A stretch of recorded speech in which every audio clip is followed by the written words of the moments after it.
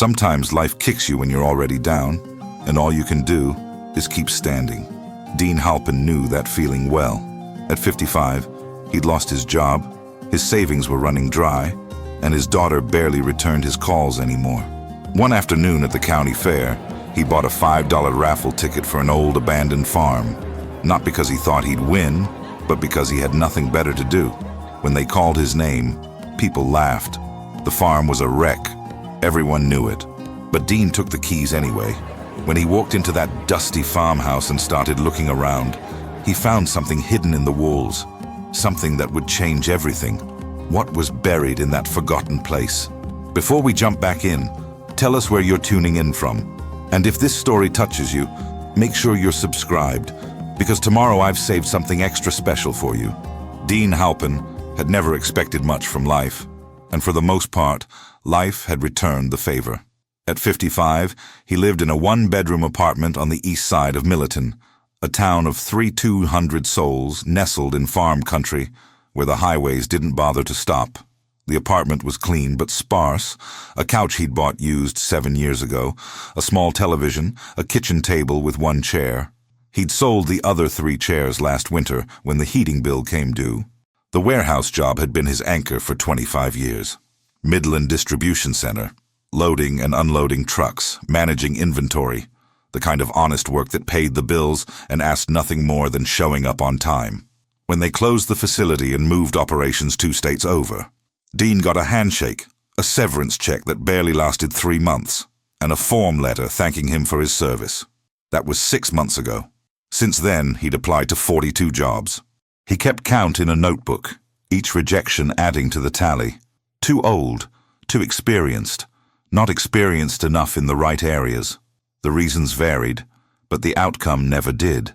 His daughter Bryn used to call every Sunday, then it became every other Sunday. Now it was whenever she remembered, which wasn't often. She was 32, working in pharmaceutical sales 3 hours away in the city, busy with a career that demanded everything. Dean understood. He'd raised her alone after his wife passed, worked double shifts to pay for her college, watched her walk across that graduation stage with pride that nearly broke his chest open. She'd done exactly what he'd hoped, made something of herself, escaped the small-town gravity that pulled so many back. But somewhere in that success, they'd lost the easy conversations. Phone calls became status updates, visits became holidays, then just Christmas, then excuses about work obligations. Dean told himself it was natural, that parents and adult children drifted, that he should be proud she didn't need him anymore. He told himself that, but it didn't make the apartment feel less empty.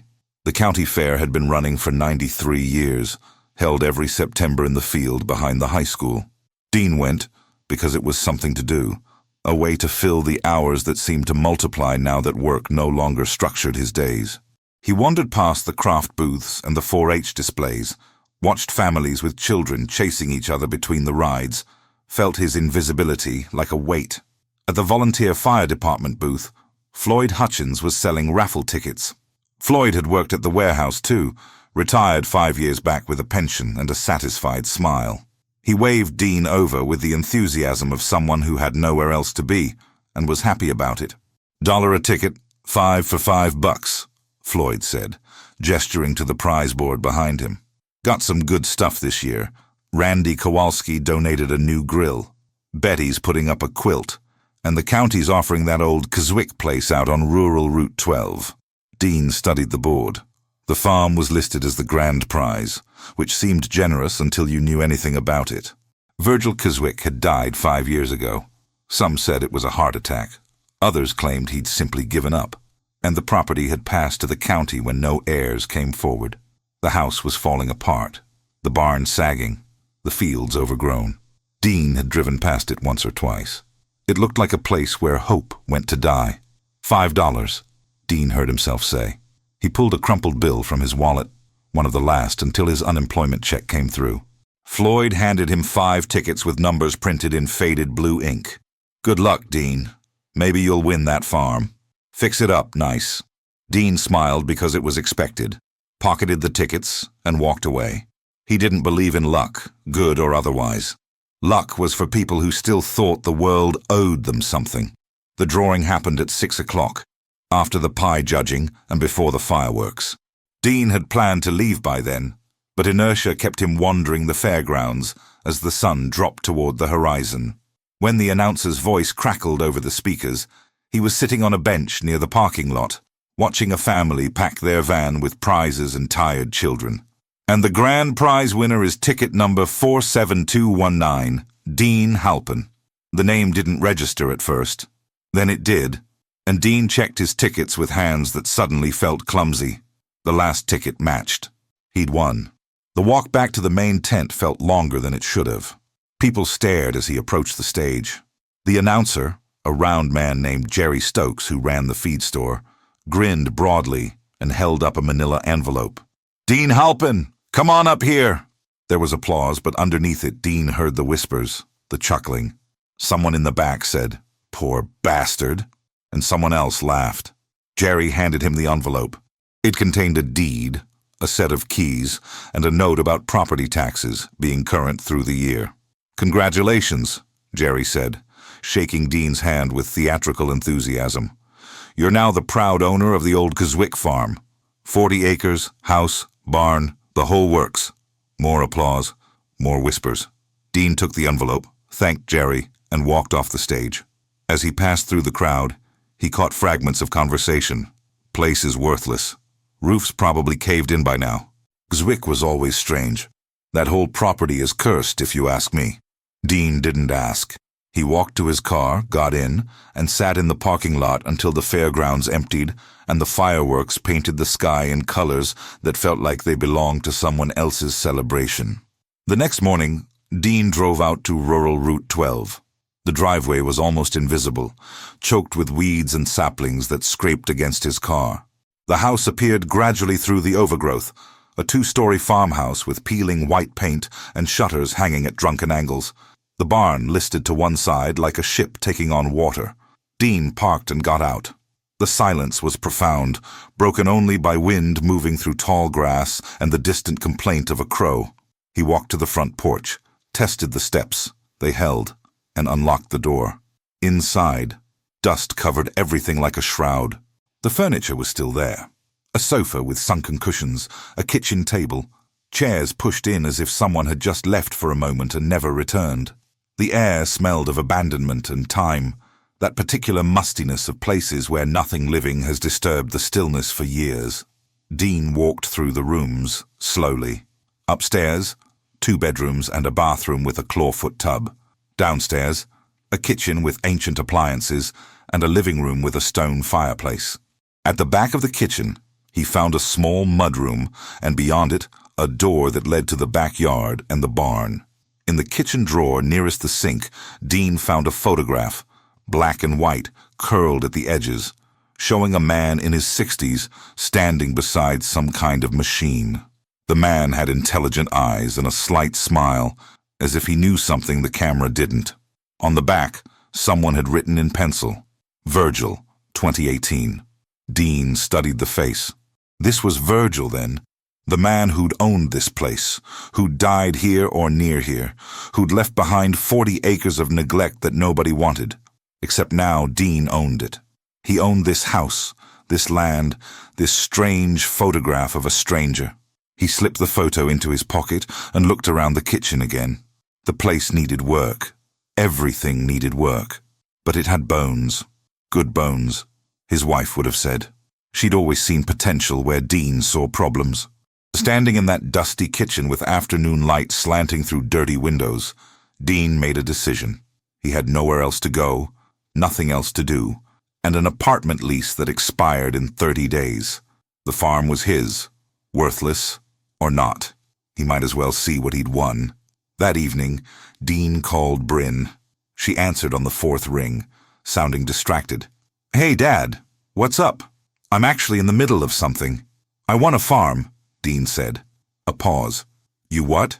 "At the county fair. I won a farm in a raffle." Another pause. Longer this time. "Dad, is it worth anything?" "Probably not, but I'm going to move there." "Move there? Dad, you can't be serious. You need to focus on finding work, not playing farmer." "I'm not playing anything. I'll figure out the work situation. I just wanted to let you know. He could hear her frustration, could picture her in her apartment with its modern furniture and its view of the city. This seems really impulsive. Can we talk about this? Maybe I can drive down this weekend. You don't need to do that. I'm fine. I'll call you once I'm settled. They said goodbye. Bryn still protesting, Dean already planning what to pack. After he hung up, he sat in his apartment and looked at the photograph of Virgil Kzwick again. The man stared back across the years, that slight smile suggesting secrets Dean couldn't begin to guess. Dean moved into the farmhouse on a Tuesday, his entire life fitting into the back of his 12-year-old sedan. 3 boxes of clothes, a box of kitchen supplies, another of books and papers, and a duffel bag with his laptop and the few photographs he couldn't bear to leave behind. It took one trip from the car to the house, and when he set the last box down in the living room, the emptiness of the space seemed to mock the smallness of his possessions. He spent the first day cleaning. The work felt good, purposeful, measurable. He scrubbed counters, swept floors, wiped down windows until they let in light that hadn't touched these rooms in years. By evening, the house looked almost livable.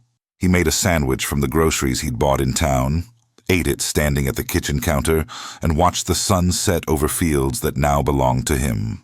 That night, the house spoke to him in creaks and groans, the language of old wood settling, of wind finding gaps in the siding, of a structure remembering what it meant to shelter someone. Dean lay in the upstairs bedroom on an air mattress he'd inflated with a hand pump, listening to the symphony of small sounds, and found it oddly comforting. The apartment had been silent except for the muffled sounds of neighbors he never met.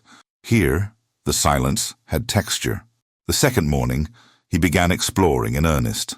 The bedroom where he'd slept had a closet with wire hangers and a shelf holding folded linens that smelled of mothballs and thyme. The other bedroom was smaller, painted a faded yellow, empty except for a desk pushed against one wall. Dean opened the desk drawers one by one. The first 2 were empty, the third stuck, and when he worked it free, he found a leather-bound journal wedged at an angle. The journal was thick, the leather worn soft by handling. Dean carried it downstairs to the kitchen, where the light was better, poured himself coffee from the pot he'd made, and opened to the first page. The handwriting was precise, each letter carefully formed. The first entry was dated March 15th, 1995. Started today on what might be the most important work of my life. They'll say I'm crazy. They already do. But I know this can work. The mathematics are sound. The principles are solid. What I lack in formal credentials, I make up for in stubbornness and time. Plenty of both. Dean turned pages, reading entries that spanned years. Virgil wrote about his work, about setbacks and small victories, about long nights in his workshop and the satisfaction of solving problems that had seemed impossible. The entries were technical in places, filled with equations and sketches that Dean didn't fully understand, but between the mathematics was something else. A voice, a man talking to himself, to the future, to anyone who might one day care. One entry, dated September 2003, caught Dean's attention. Went to town today for supplies. Charlie at the hardware store gave me that look again, the one that says he thinks I'm wasting my time. Maybe I am. But when you've been laughed at as long as I have, you learn to use it as fuel. They laughed at me in school.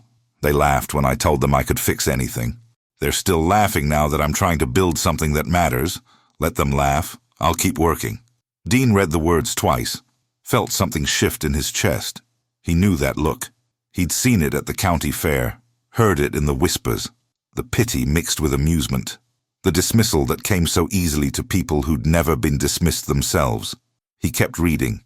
The entries grew more focused as the years progressed, centered on something Virgil called the converter. He mentioned prototypes, tests, failures, adjustments. He wrote about the moment he realized he was close, really close, to something that could change lives. The last entry was dated November 2019, just months before Virgil died. So tired now. The work is nearly done, but I'm running out of time. Can feel it in my bones, the way winter feels when you've lived through enough of them. If I don't finish, someone else will have to. The plans are all here. The pieces are all here. Just need someone who believes enough to put them together. That's all any of us need, really. Someone who believes. Dean closed the journal carefully, his coffee forgotten and cold. He looked around the kitchen, seeing it differently now. This wasn't just an abandoned house. It was Virgil's home. His workshop was here somewhere, and in it, the work of a lifetime waited for someone who believed enough to finish it. He thought about calling Bryn, telling her about the journal, but stopped himself. She'd already made her opinion clear. This was a distraction, a waste of time, another example of her father refusing to face reality. She wouldn't understand that sometimes reality was exactly what you needed to escape. Instead, Dean took the journal and walked outside. The barn stood 50 yards from the house, its doors closed, its windows dark. He'd avoided it so far, put off by the visible decay, but now he walked toward it with purpose. The main doors were secured with a padlock crusted with rust. Dean tried the key ring that had come with the deed. The third key fit, and after some effort, the lock opened. He pulled the doors wide, and afternoon sunlight spilled into darkness. The barn was larger than it appeared from outside. The floor was concrete, cracked, but mostly solid. Old hay bales were stacked along one wall. A tractor sat in the corner, tires flat, covered in dust. Tools hung on pegboards, their outlines visible even beneath years of cobwebs. At the back of the barn, behind a wall of hay bales that looked deliberately placed, Dean found another door. This one was secured with a newer padlock, and none of his keys fit. He searched the barn for something to break it with, found a heavy wrench, and struck the lock 3 times before it gave way. The door opened into a workshop that took Dean's breath away. Workbenches lined 3 walls, their surfaces covered with tools organized with obvious care. Blueprints were tacked to the walls, dozens of them, showing mechanical drawings and electrical schematics. In the center of the room, on the main workbench, sat a device covered with a canvas tarp. Dean approached slowly, his heart doing something strange in his chest. He grasped the tarp and pulled it away. The device was beautiful in a way he hadn't expected. Copper coils wound with perfect precision. Metal components fitted together with the patience of someone who measured success in millimeters. It was incomplete. He could see that. Wires hung loose. Certain sections were obviously missing parts. But the craftsmanship was stunning, the work of someone who cared deeply about every detail. Dean found more blueprints, rolled and stored in metal tubes. He spread one across an empty section of workbench and studied it. Kzwick energy converter, prototype A, was written across the top in that same precise handwriting. Below it, dense technical drawings showed how the components fit together, how energy flowed through the system, what outputs could be expected. He didn't understand all of it, most of it, honestly, but he understood enough. Virgil had been building something important, something that generated power, that could work independently, that represented years of thought and effort and belief. Dean looked at the device, at the blueprints, at the workshop filled with the tools and dreams of a man who died thinking himself a failure. The town had laughed at Virgil, just like they'd laughed at Dean. They'd dismissed him, overlooked him, never bothered to see what he was actually doing out here. Standing in that workshop with dust motes dancing in the light, Dean made a promise to a dead man he'd never met. He would understand this work. He would learn what Virgil had been trying to do, and if it was possible, if it was even remotely possible, he would finish it. Dean spent the next 3 weeks living between 2 worlds. Mornings belonged to the house, repairs that couldn't wait, basic maintenance that made the place livable. He fixed the leaking faucet in the kitchen, replaced broken window panes, patched holes in the walls where weather had found its way inside. The work was familiar, the kind of practical problem-solving he'd done his whole life. Afternoons and evenings belonged to the workshop. He started by cleaning, removing years of accumulated dust and debris, organizing the tools, creating inventory lists of what was there. Virgil had been methodical. Every drawer was labeled. Every tool had its place. As Dean restored that order, he felt like he was getting to know the man through his habits. The blueprints became his textbooks. He photographed each one with his phone, printed copies at the library in town, spread them across the kitchen table where he could study them over coffee. The designs were complex, but not incomprehensible. Virgil had included notes in the margins, explanations, calculations, reminders to himself. Dean read them like letters from a patient teacher.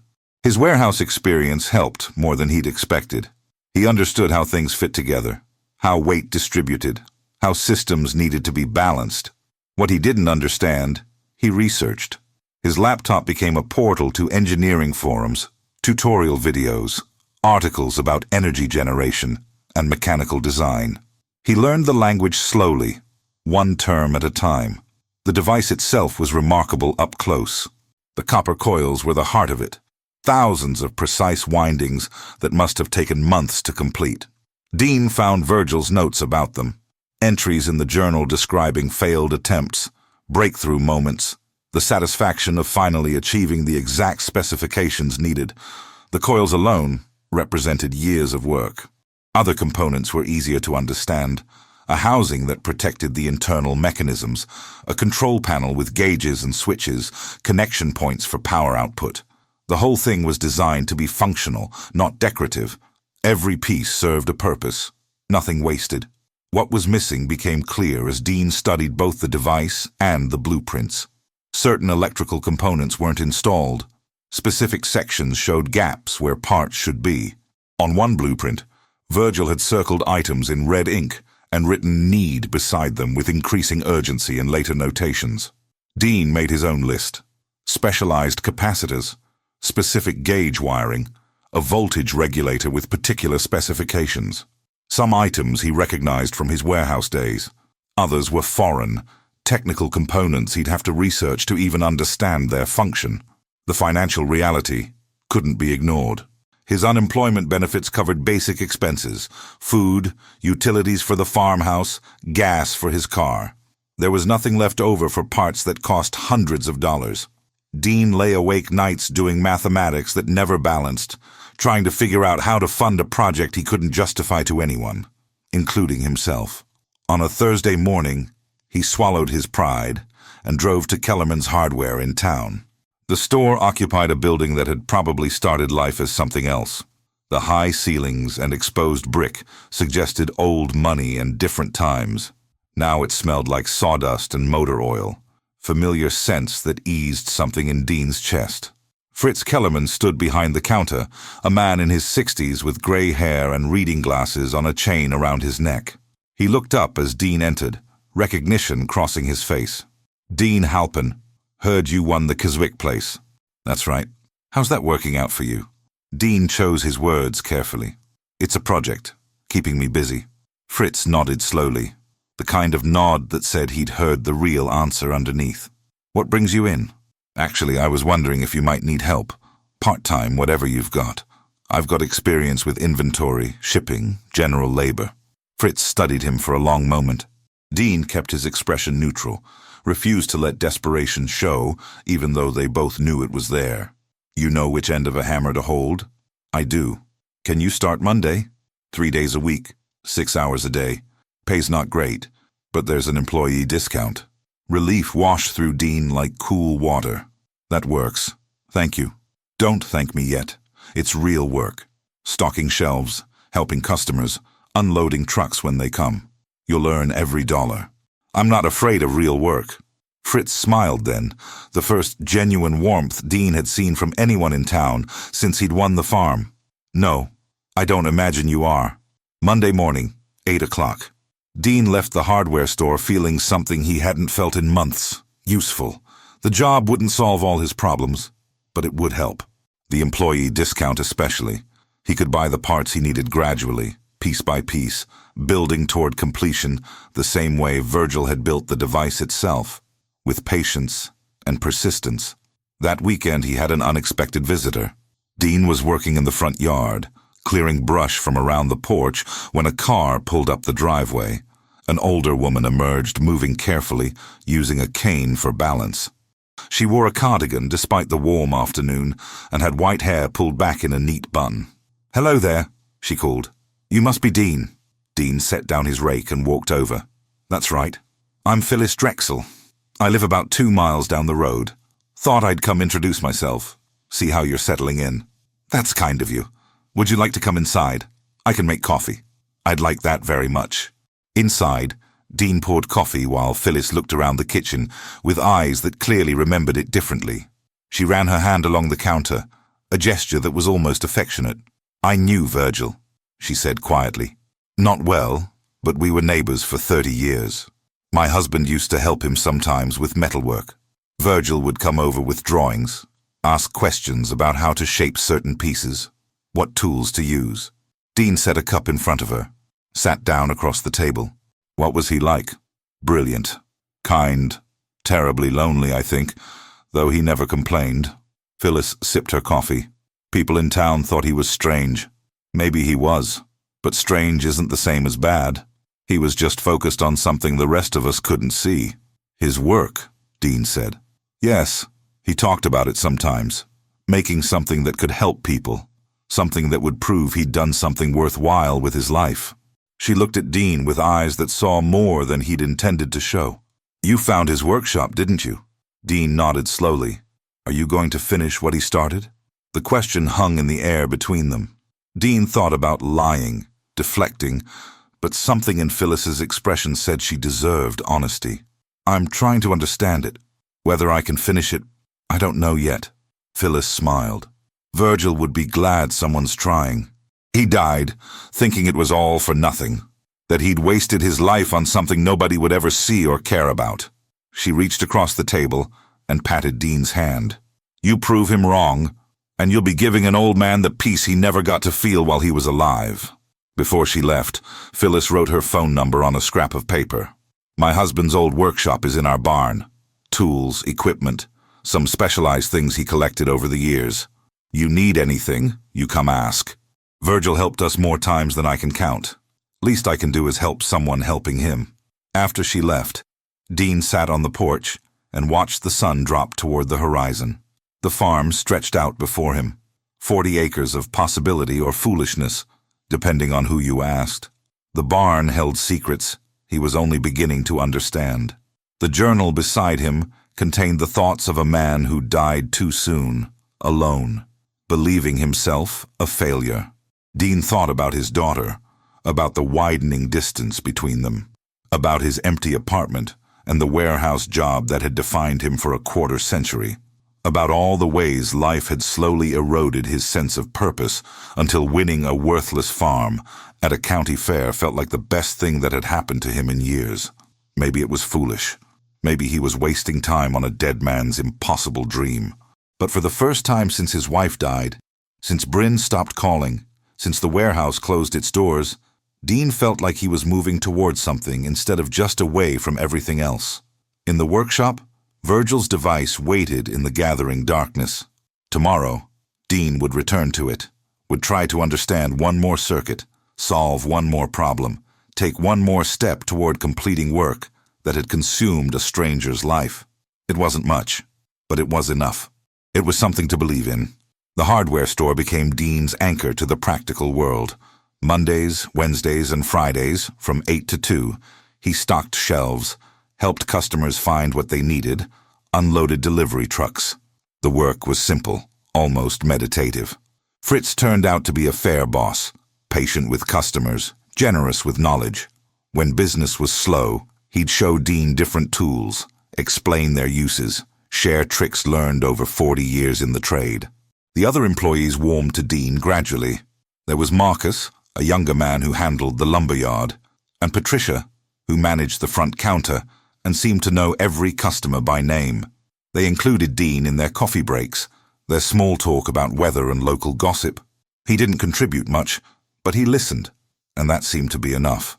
Customers were a different matter. Some ignored him completely. Others offered tight smiles that didn't reach their eyes. A few asked about the farm with barely concealed curiosity. What was he doing out there? Was he planning to sell? Had he found anything interesting? Dean's answers were vague and polite.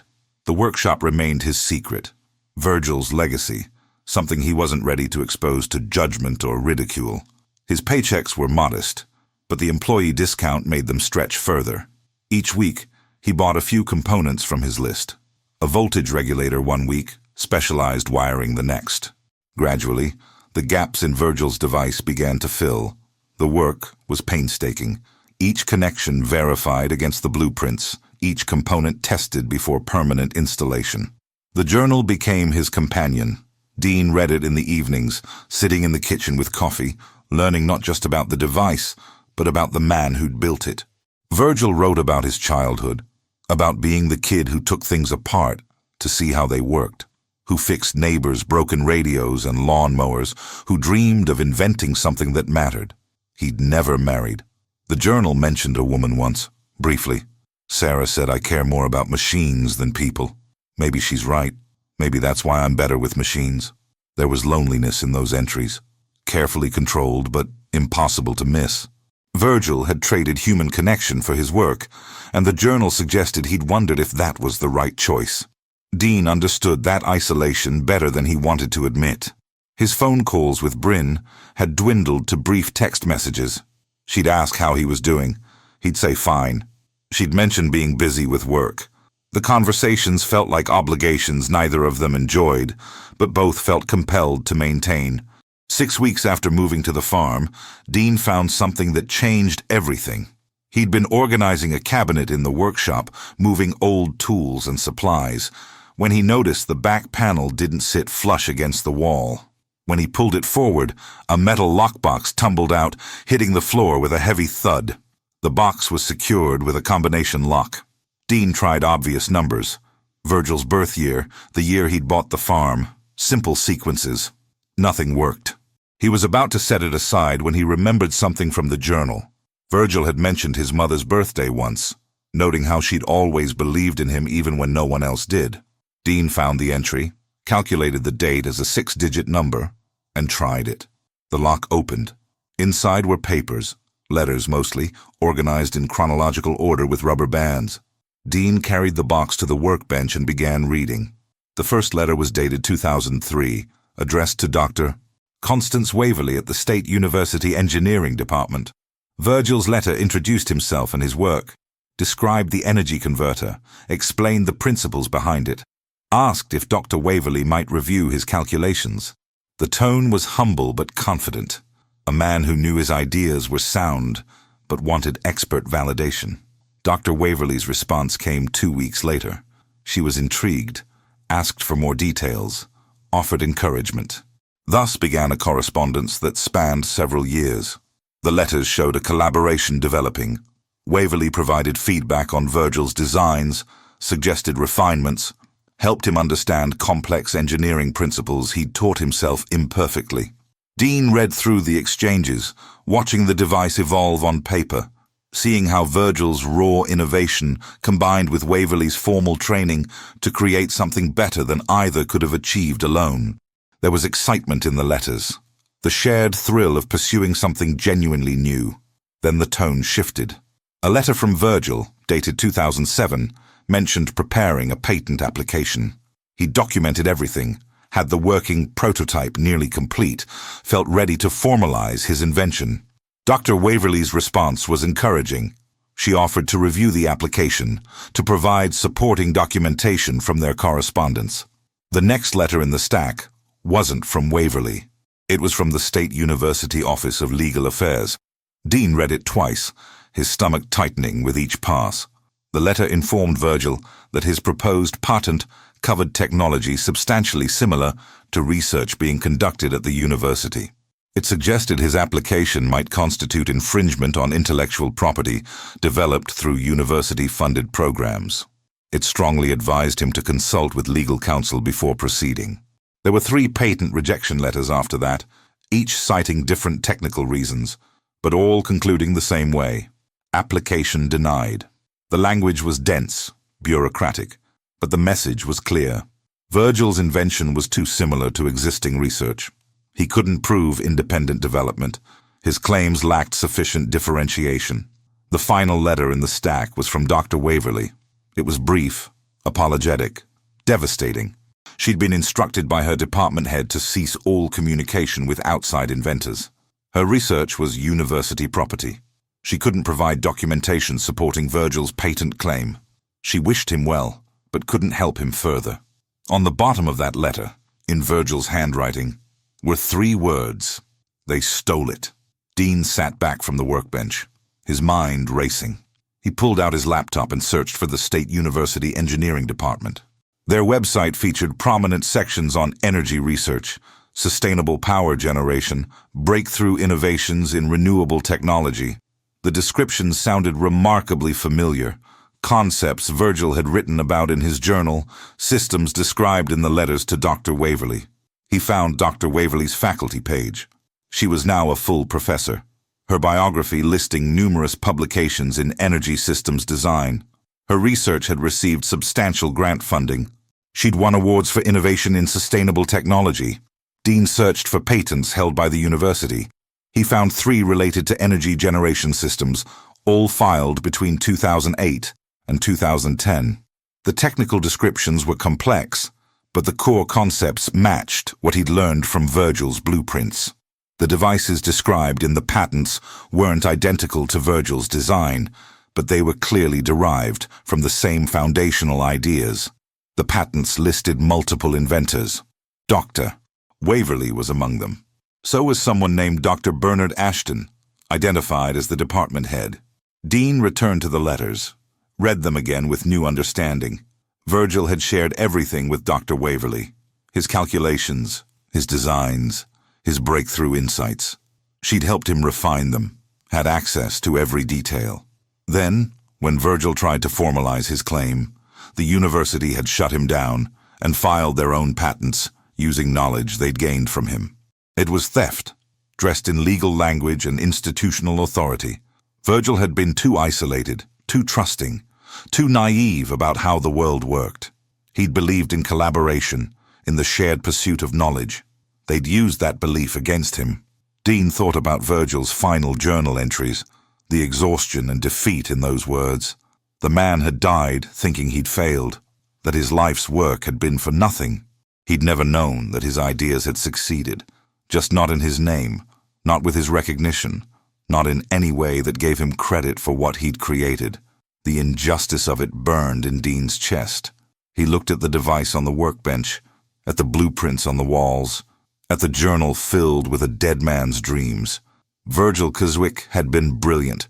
He'd invented something genuinely important, and he'd been robbed by people who had the power to take what he'd created and make it their own.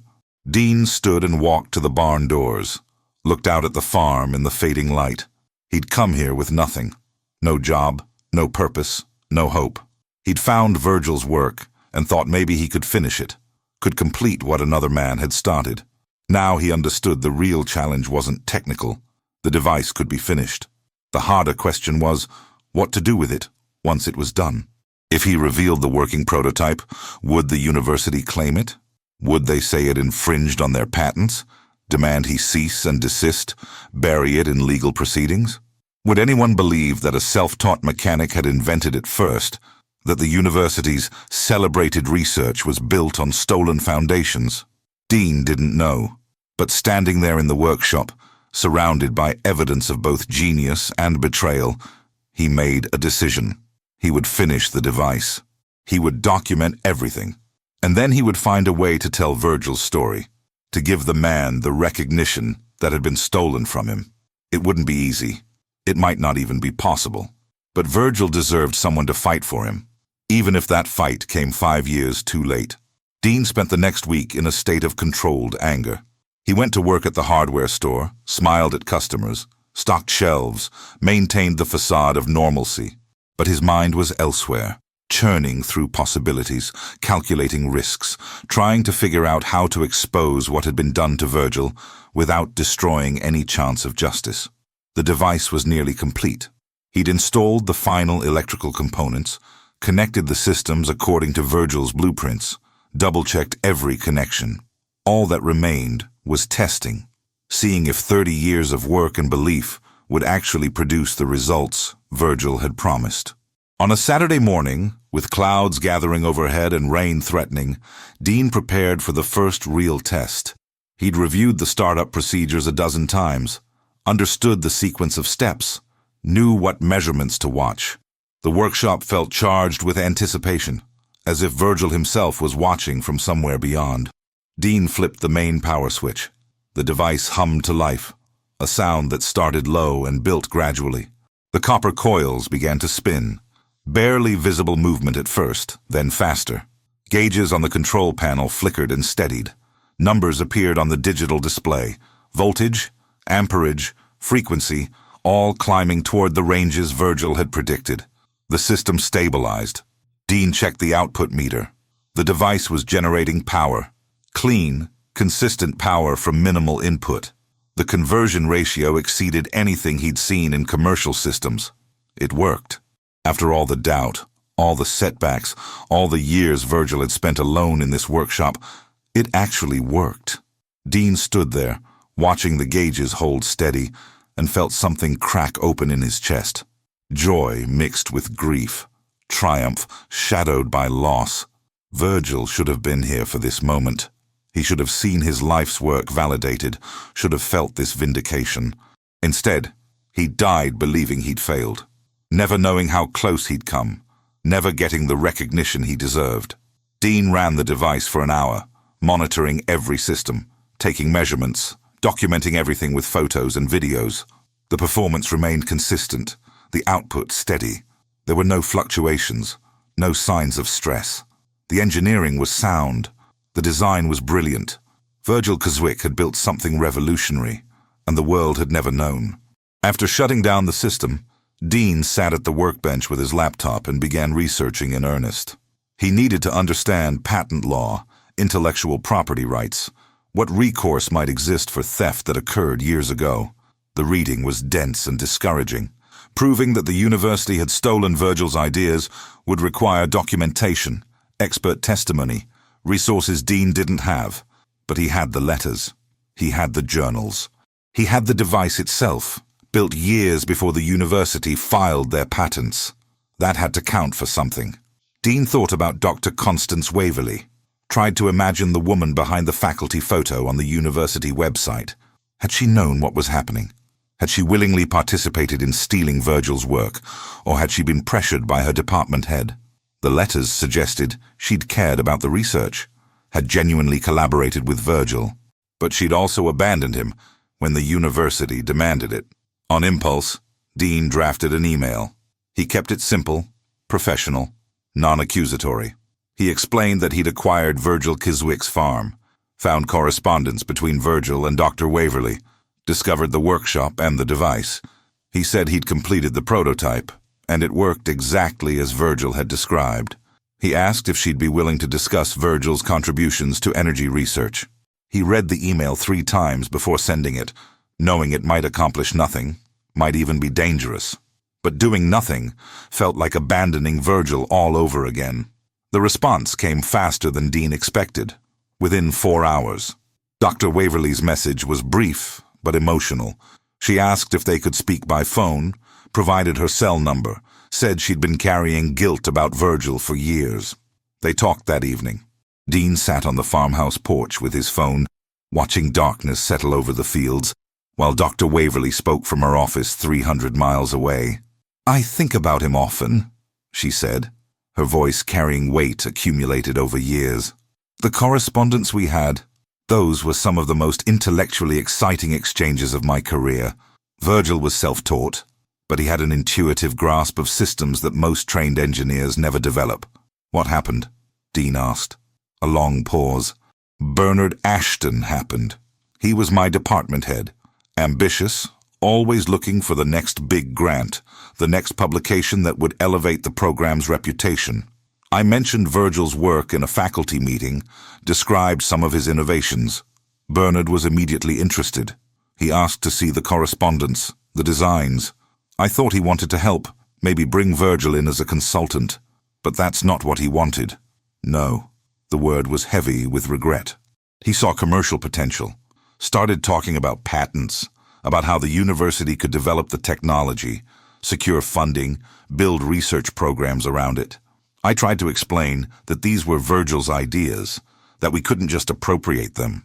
Bernard said Virgil had no formal credentials, no institutional backing, no way to prove independent development. He said if we didn't move forward, someone else would, and at least we'd use the technology responsibly. "So you helped him steal it?" "I did." Her voice broke slightly.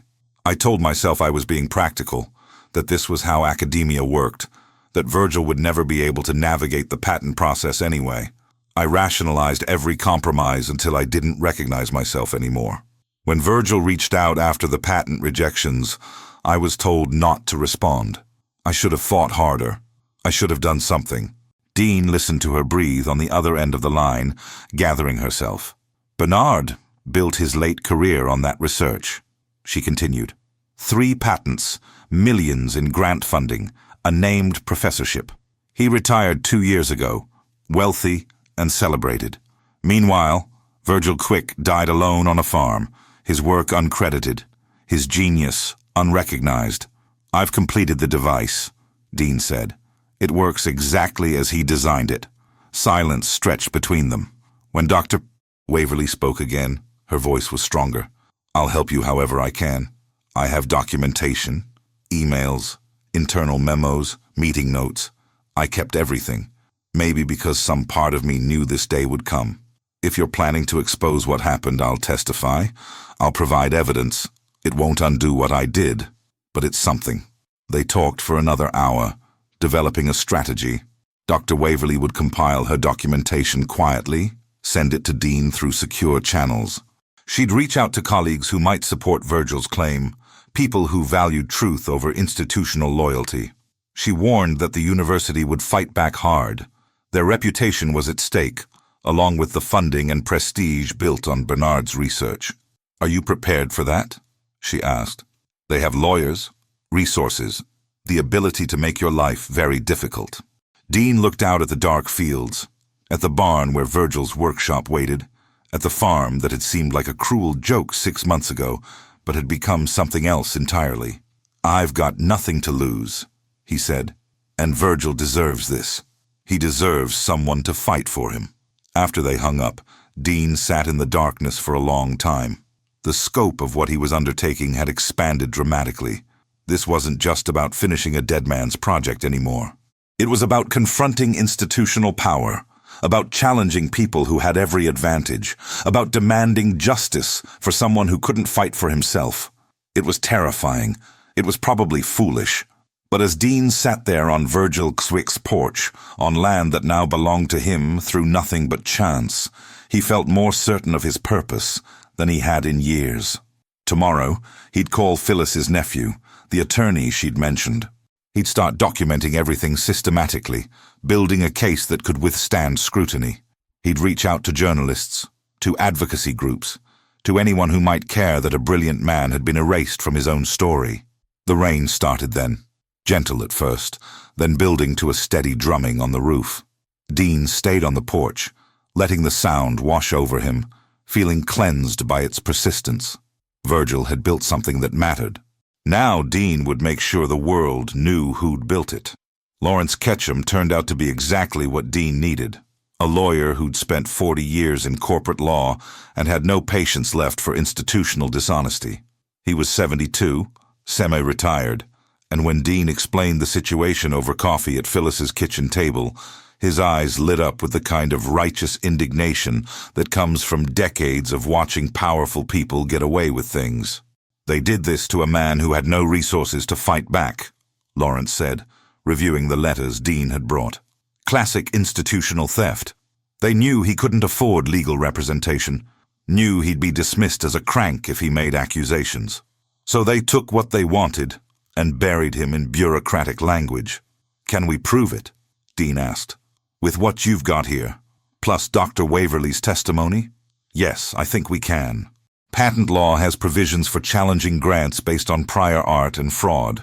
The fact that Virgil's correspondence predates their filings by years is significant. The fact that Dr. Waverly will testify they used his designs, that's potentially explosive. Lawrence explained the process. They'd need to file formal challenges to the university's patents, provide evidence of Virgil's prior invention, demonstrate that the university had knowledge of his work before filing their own claims. It would take months, maybe years. The university would fight with everything they had. But here's the thing, Lawrence said, leaning forward. Universities hate bad publicity more than they hate legal losses. If we can get media attention, show the human side of this story, a self-taught genius robbed of his life's work by the institution that should have championed him, they'll feel pressure to settle, especially if we can demonstrate that their celebrated research program was built on stolen foundations. What do you need from me? Everything. Every document, every blueprint, every journal entry.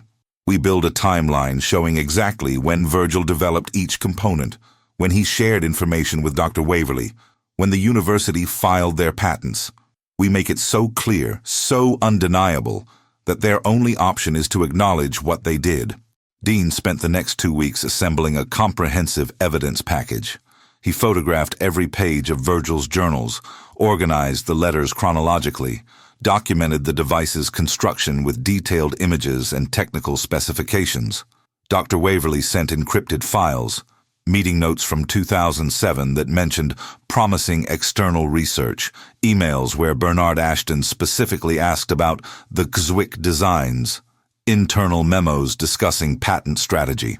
The case was building, but Lawrence emphasized they needed something more, something that would capture public attention, make people care about a man they'd never heard of. We need to show them it works, Dean said. The device. We need to demonstrate that Virgil's invention wasn't just theoretical.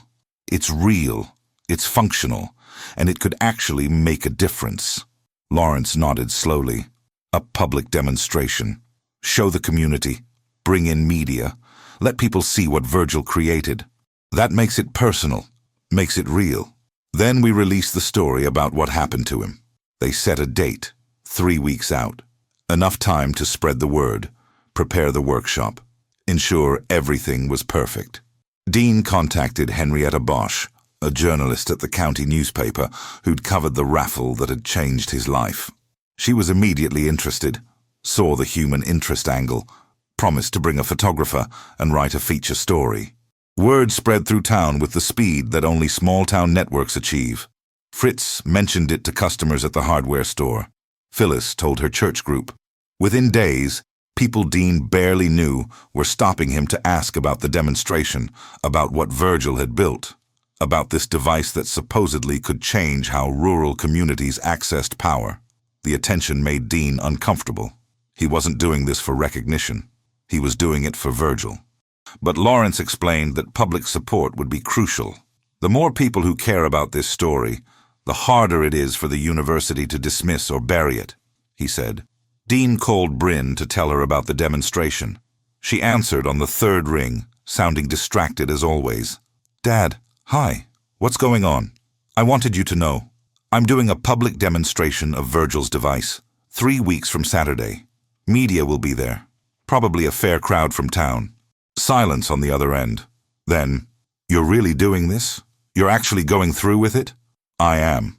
Dad, this could backfire. What if people laugh? What if the device doesn't work the way you think it does? What if you just make yourself look foolish?" Dean felt the old frustration rising but pushed it down. "It works, Bryn. I've tested it dozens of times. And even if people laugh, Virgil lived with their laughter for 30 years. If I can give him one day where people see him clearly, where they understand what he accomplished, it's worth it." "You really care about this?" "I do." "Why? You never knew him. This isn't your fight." Dean thought about how to answer that, about loneliness and purpose, about feeling invisible and finding meaning, about how honoring Virgil's work had somehow restored his own sense of worth. "Maybe it wasn't my fight at the beginning," he said finally, "but it is now, and I could use your support." He heard her breathe, heard something shift in the silence. "When did you say the demonstration was?" 3 weeks from Saturday, 2 o'clock. "I'll try to be there." "You will? You're my father, and this clearly matters to you. So yes, I'll try." After they hung up, Dean sat with the phone in his hand, feeling something cautiously close to hope. The rift between them hadn't magically healed, but maybe it had narrowed slightly. Maybe that was enough for now. The final 2 weeks were a blur of preparation. Dean cleaned the workshop until it gleamed, organized displays showing the device's components, printed enlarged versions of key blueprints to mount on the walls. He tested the system repeatedly, verified every measurement, ensured there would be no failures during the demonstration. Fritz gave him the day off work, without being asked. "This is important," he said simply. "Go make your case." Phyllis helped spread the word through her networks. The church bulletin mentioned it. The community center posted notices. Local TV news picked up the story, a human interest piece about a reclusive inventor and the man trying to honor his legacy. The university got wind of it. Lawrence received a call from their legal department, asking what Dean was planning, warning that any claims of patent infringement would be met with legal action. Lawrence's response was measured, but firm. "Mr. Halpin plans to demonstrate a device built by Virgil Kzwick, using Virgil Kzwick's designs on Virgil Kzwick's property. If that concerns the university, perhaps they should examine why." Dr. Waverly called Dean 3 days before the demonstration. "I'm coming," she said. "I'll testify publicly if you want me to. It's time to tell the truth." The night before the demonstration, Dean walked through the workshop one last time. Everything was ready. The device sat on its display stand, copper coils polished, connections secure, ready to prove what Virgil had known all along. The walls were lined with evidence of 30 years of dedication, blueprints, journals, photographs, the accumulated proof of genius dismissed and betrayed. Dean thought about the man who'd built all this, who'd worked in solitude and died believing himself a failure. Tomorrow, that narrative would change. Tomorrow, the world would see Virgil Kzwick clearly, would understand what had been lost when they'd laughed instead of listened. Dean turned off the workshop lights and locked the door. Tomorrow would vindicate Virgil's life's work. Tomorrow would tell the truth that should have been told years ago. Tomorrow, justice, however imperfect, however late, would finally arrive. He just hoped it would be enough. Saturday morning arrived with unseasonably warm October weather, the kind of day that felt like a gift. Dean woke before dawn, too nervous to sleep, and spent the early hours making final preparations. He set up folding chairs borrowed from the community center, arranged them in rows facing the workshop entrance. He positioned the device where everyone could see it clearly, made sure the power meters were visible, double-checked every connection one last time. By noon, cars started arriving. Fritz came first, helping Dean set up a canopy in case the weather turned. Phyllis arrived with her church group, a dozen older folks who remembered Virgil from town, who'd never known what he was working on out here. Marcus and Patricia from the hardware store showed up, curious and supportive. Neighbors Dean barely knew pulled up the driveway, drawn by curiosity and the novelty of something actually happening in Militin. The local TV crew arrived at 1:30, a young reporter named Kevin Marsh and a cameraman who looked barely out of college. Henrietta Bosch was already there, notebook in hand, asking Dean questions about Virgil's life, taking notes about everything. By 2 o'clock, more than 150 people had gathered. Folding chairs were all filled, people standing in the back, others sitting on the grass. Dean had expected maybe 30. The turnout overwhelmed him, made him understand for the first time how many people were paying attention, how much this moment mattered. Bryn arrived at 2:10, parking at the end of the long line of cars. Dean saw her walking up the driveway, professional in her work clothes, looking uncertain and out of place among the farmers and townspeople. When their eyes met, she smiled, tentative but genuine. Dean felt something release in his chest. At 2:15, a rental car pulled up, and Dr. Constance Waverly emerged.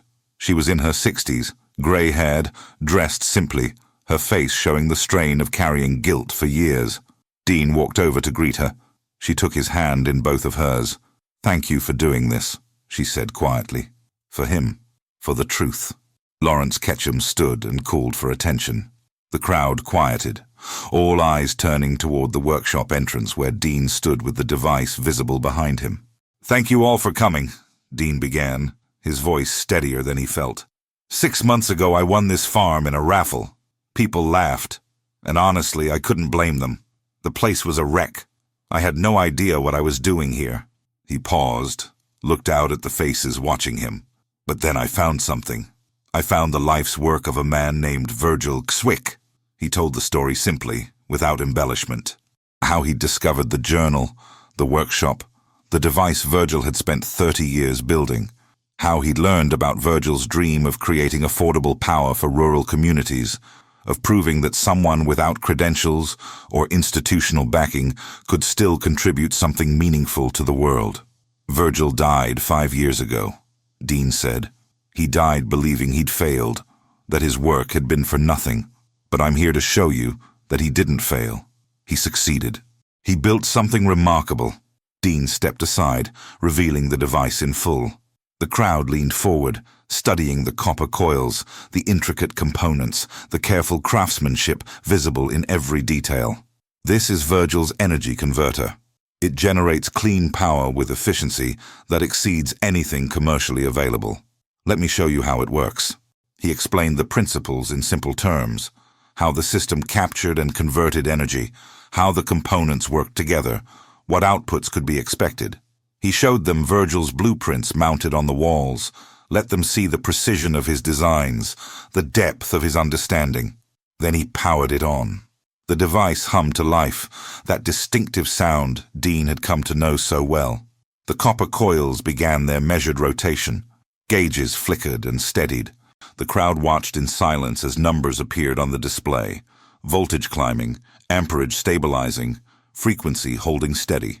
Dean had connected the output to a power strip with multiple appliances, lights, a space heater, a small refrigerator, a power tool.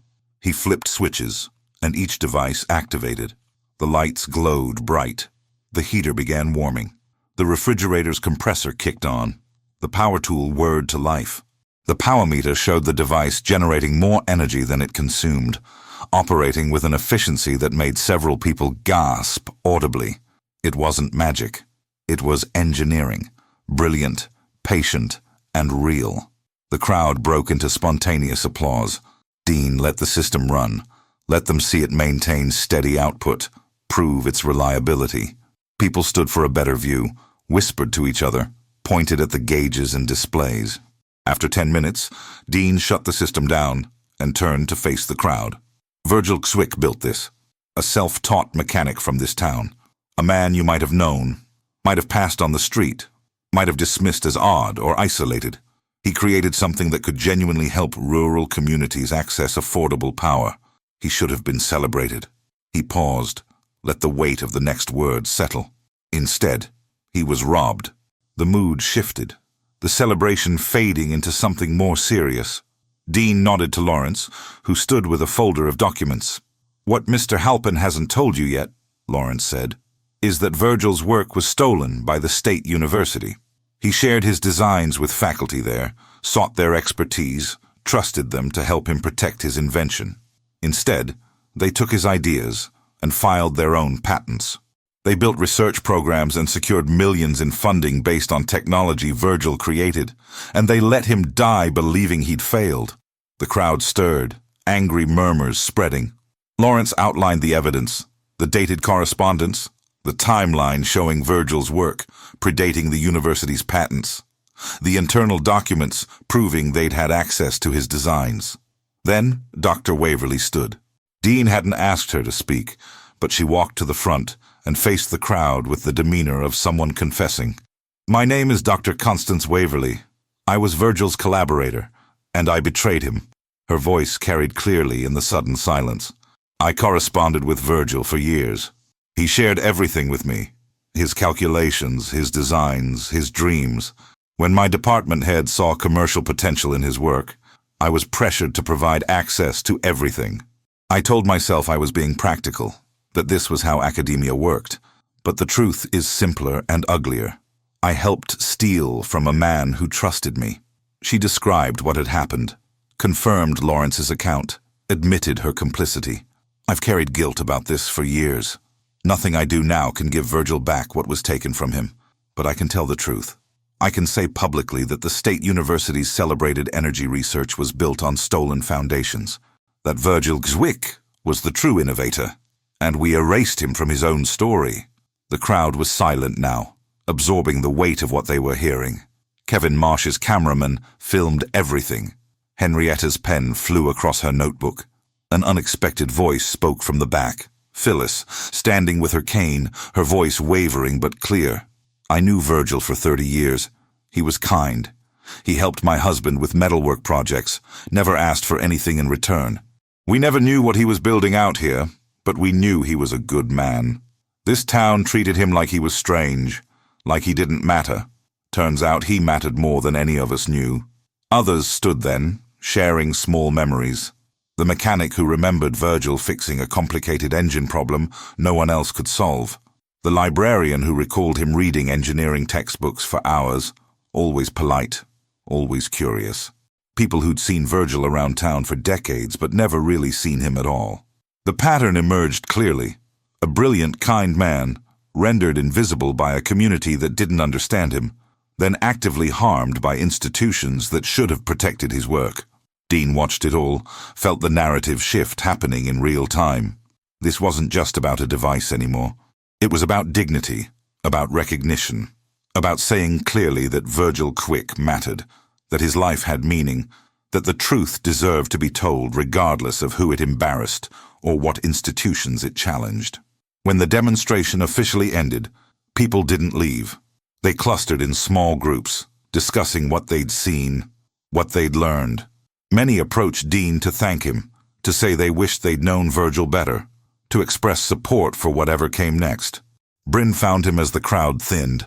She looked at him with eyes that held something new, not pity or worry, but respect. "Dad," she said quietly, "you did something important today. You gave that man his dignity back. You proved that his work mattered." Dean pulled her into a hug, felt her arms tighten around him. When they separated, both had tears in their eyes.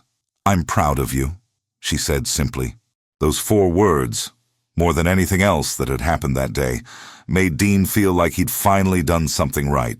The demonstration's aftermath moved faster than Dean anticipated. By Sunday morning, the local news segment had been shared thousands of times online. By Monday, his phone wouldn't stop ringing. Journalists from regional papers, bloggers covering technology and innovation, even a producer from a national morning show asking if he'd be willing to appear via satellite. Dean declined most interviews, redirected them to Lawrence, or suggested they contact Dr. Waverly. This wasn't about him becoming famous. It was about Virgil getting recognition, but the attention was building, creating momentum that felt both exhilarating and terrifying. The State University issued its first statement on Tuesday, a brief, carefully worded response claiming they were reviewing historical records regarding Mr. Kzwick's correspondence and had no current knowledge of any impropriety in our patent processes. The statement was exactly what Lawrence had predicted. Defensive, non-committal, designed to buy time while they assess the damage. "They're scared," Lawrence said when he called to read Dean the statement. "That's good. Scared institutions make mistakes, and we need them to make one more. The mistake of fighting us publicly instead of settling quietly." The media pressure intensified. Henrietta's article got picked up by the Associated Press, spreading Virgil's story to newspapers across the country. Technology blogs published detailed analyses of the patents, comparing them to Virgil's designs from the letters. The timeline was damning.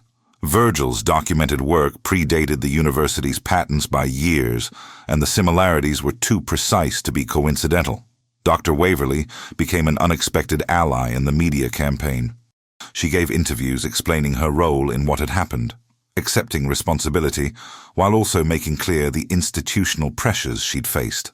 Her willingness to confess publicly gave the story credibility. This wasn't just an outsider making accusations. It was an insider confirming them. On Thursday, Dean received an unexpected call from a woman named Iris Chen, who identified herself as a staff attorney for the National Innovation Protection Alliance, a non-profit that advocated for independent inventors. She'd read about Virgil's case and believed it had national significance. "What happened to Mr. Kzwick happens more often than people realize," she explained. Small inventors, people without resources or institutional backing, get their ideas appropriated by universities or corporations who know they can't fight back. Your case is unusual because you have documentation, you have the working device, and you have a cooperating witness. We'd like to help. The organization offered pro bono legal support, connections to sympathetic media outlets, and most importantly, expertise in intellectual property cases involving institutional defendants. Lawrence welcomed the assistance, recognizing that a small-town attorney and a semi-retired corporate lawyer needed reinforcement against the university's legal team. The university's second statement came Friday, more detailed and slightly more conciliatory. They acknowledged that Virgil Kzwick had corresponded with faculty members, admitted that some exchange of technical information had occurred, but maintained that their patents were based on independent research conducted by university personnel. They offered to explore appropriate recognition of Mr. Kzwick's contributions. It wasn't enough. Lawrence, working with Iris Chen, drafted a response demanding full acknowledgement of Virgil as the original inventor, formal apology, establishment of a scholarship in his name, and agreement not to pursue any claims against Dean's working prototype. They gave the university 2 weeks to respond before filing formal patent challenges and pursuing media exposure of internal documents. During this maelstrom of legal maneuvering and media attention, something quieter but more significant happened. Bryn started calling regularly. Not the obligatory check-ins Dean had grown accustomed to, but real conversations. She asked about the case's progress, about how he was handling the attention, about what he planned to do with the farm long-term. "I've been thinking," she said during one evening call. "I could take some time off work, come stay for a few weeks, help you manage all this. You shouldn't have to deal with it alone." Dean felt something warm and fragile bloom in his chest. "You don't have to do that. I know you're busy. Dad, I want to.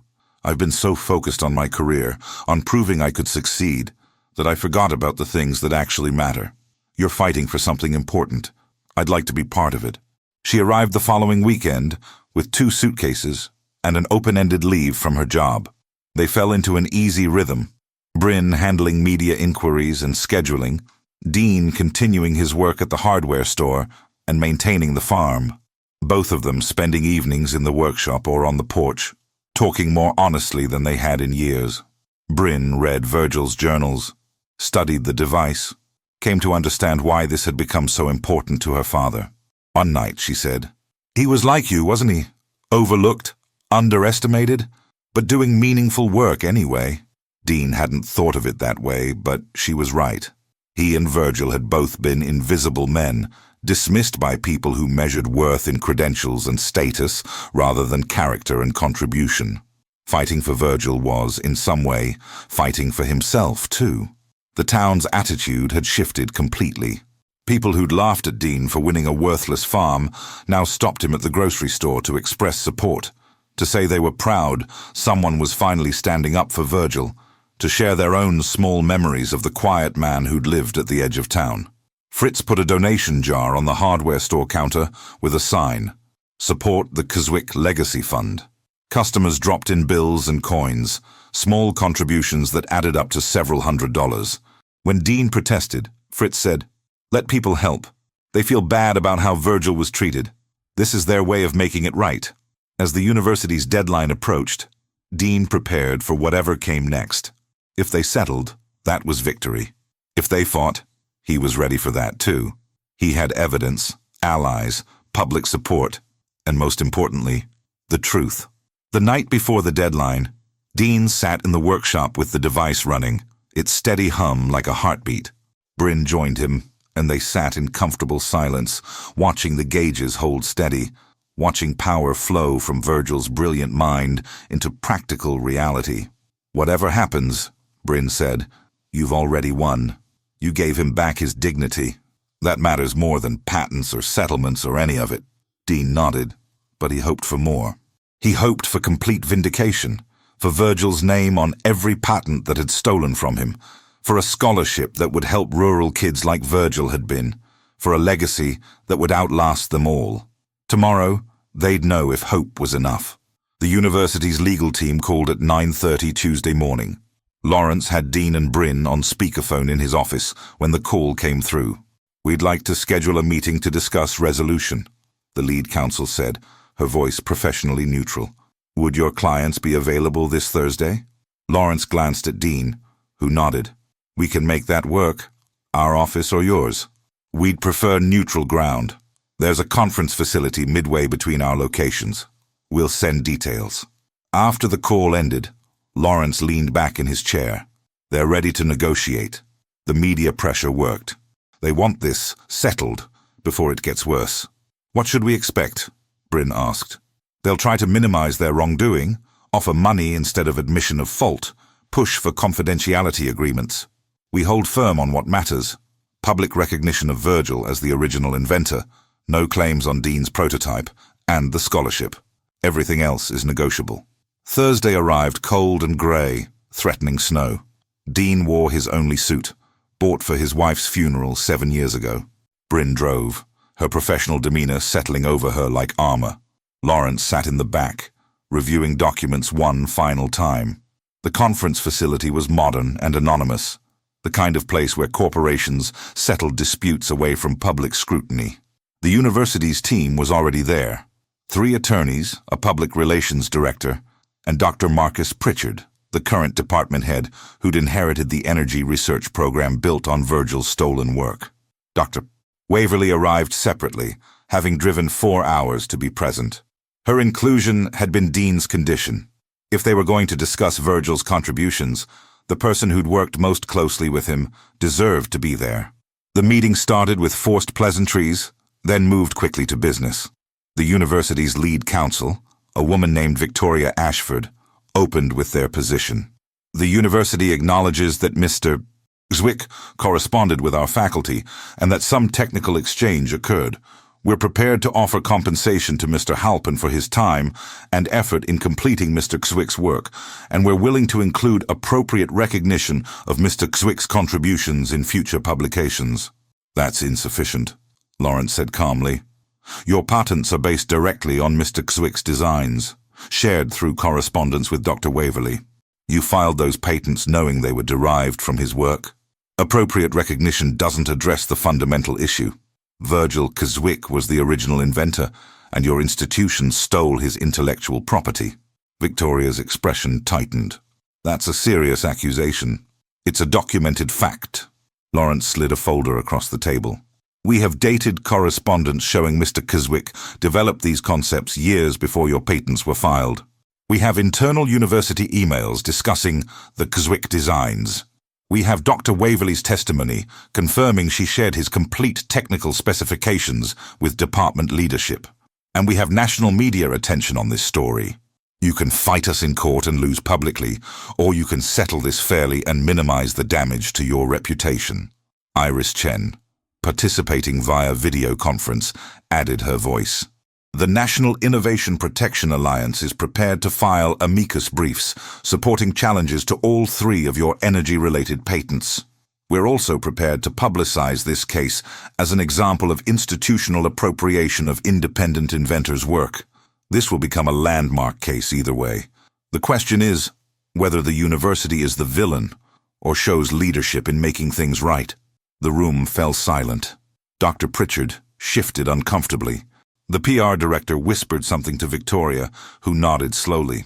What exactly are you asking for? Victoria asked. Lawrence outlined their demands clearly.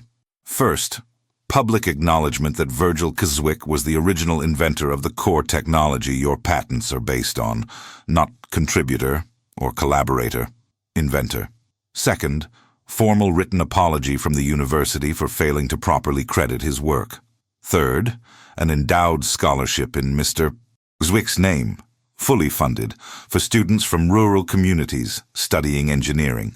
Fourth, agreement not to pursue any claims against Mr. Halpin's working prototype or any improvements he makes to Mr. Kzwick's design. Fifth, all future university publications and patents derived from this technology must cite Mr. Kzwick's foundational contributions.